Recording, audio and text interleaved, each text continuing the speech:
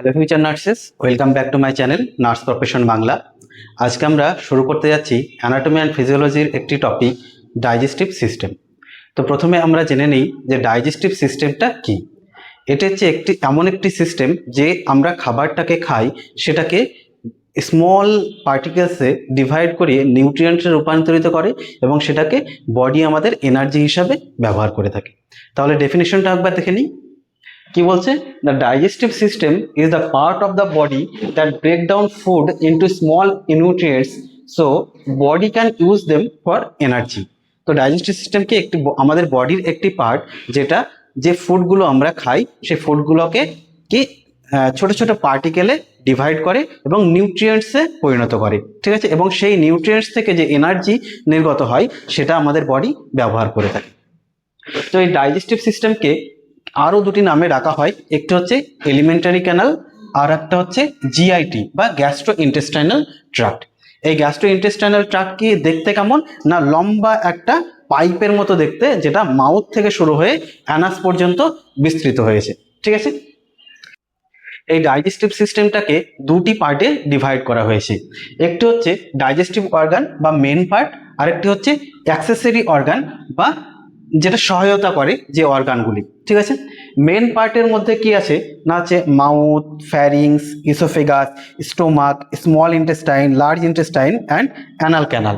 এবার দেখেন মাউথের কাজ কি না, মাউথ কি করে, যে ফুড পার্টিকেলসগুলো আমরা খেয়ে থাকি, মুখে নিই, সেটা চিউইং করতে, মাস্টিকেশন করতে সাহায্য করে এবং সেটা মাউথেই স্যালাইভার সঙ্গে মিক্সড হয়ে যায়। তারপর হচ্ছে ফ্যারিংস। ফ্যারিংস কি করে না, যে খাবারটা আমরা খাই সেটা সোয়ালো করতে সাহায্য করে, গিলতে সাহায্য করে। তারপর হচ্ছে ইসোফেগাস। ইসোফেগাস কি করে না, যে ফ্যারিংস থেকে খাবারটা খাই সেটা স্টোমাকে ট্রান্সপোর্ট করতে সাহায্য করে, ঠিক আছে? তারপর স্টোমাকের কাজ কি না, স্টোমাক কি করে, বিভিন্ন রকম এনজাইম এবং ডাইজেস্টিভ জুসেস সেক্রেশন করে, যেটার মাধ্যমে যে খাবারটা খাই সেটা সেখানে ডাইজেস্ট হয়ে যায়, চূর্ণ হয়ে যায়। তারপর হচ্ছে স্মল ইন্টেস্টাইন। স্মল ইন্টেস্টাইনের মেন কাজ হচ্ছে অ্যাবজর্ব করা। কি অ্যাবজর্ব করে না, মিনারেলস, ভিটামিন, নিউট্রিয়েন্টস, কার্বোহাইড্রেট যেগুলো আমরা খেয়ে থাকি সেগুলো স্মল ইন্টেস্টাইনে গিয়ে অ্যাবজর্ব হয়। আর কি লার্জ ইন্টেস্টাইনের কাজও অ্যাবজর্ব করা, কিন্তু এখানে কি অ্যাবজর্ব হয় না, mainly minerals, water and electrolytes যেগুলো আছে সেগুলো অ্যাবজর্ব হয়ে থাকে লার্জ ইন্টেস্টাইনে। এর পরের পার্ট হচ্ছে অ্যানাল ক্যানাল। অ্যানাল ক্যানালের মেন কাজ হচ্ছে আমাদের বডির যে ওয়েস্ট প্রোডাক্টগুলো আছে সেগুলোকে ফিসেসের মাধ্যমে বডি থেকে বাইরে বার করে দেওয়া। এর পরবর্তী আমরা দেখব অ্যাক্সেসরি অর্গান। অ্যাক্সেসরি অর্গানের মধ্যে কি আছে না, teeth, tongue, salivary gland, liver, gall bladder and pancreas. এগুলো কাজ কি কি না, টিথ কি করে না, যে খাবারটা খায় সেটাকে মেকানিক্যালি ক্রাশ করে, ঠিক আছে? টাং কি করে, যে খাবারটা খাই সেটাকে মুভমেন্ট করতে সাহায্য করে, সোয়ালো করতে সাহায্য করে। সেকেন্ড হচ্ছে স্যালাইভারি গ্ল্যান্ড। স্যালাইভারি গ্ল্যান্ড কি করে না, এনজাইম সেক্রেশন করে, যেটা ফুডকে ডাইজেস্ট হতে সাহায্য করে। তারপর হচ্ছে লিভার। লিভার কি করে না, বাইল, আমরা সবাই জানি লিভার বাইল প্রডিউস করে। বাইল কি করে না, ফ্যাটকে ডিজলভ করে বা ফ্যাটকে ব্রেক ডাউন করে থাকে, ঠিক আছে? তারপরের পার্ট হচ্ছে গল ব্লাডার। গল ব্লাডার কি করে, গল ব্লাডার নিজস্ব কোনো পার্ট নেই এখানে। লিভারের যে জমাকৃত লিভার যে বাইল তৈরি করে সেটা গল ব্লাডারে জমা থাকে কিছুক্ষণের জন্য। তারপর হচ্ছে প্যানক্রিয়াস। প্যানক্রিয়াস কি করে না, ডাইজেস্টিভ এনজাইম তৈরি করে এবং যে ব্লাড সুগার লেভেলকে মেনটেন করতে সাহায্য করে। এবার আমরা দেখে নেব যে function or activity of gastro intestinal tract. Gastro intestinal ট্র্যাক্টের যে ফাংশনগুলো আছে বা অ্যাক্টিভিটি কি কি হয় সেগুলো আমরা দেখে নেব। কি কি হয়, প্রথম হচ্ছে injection, propulsion, digestion, absorption and defecation. একে একে দেখে নেই।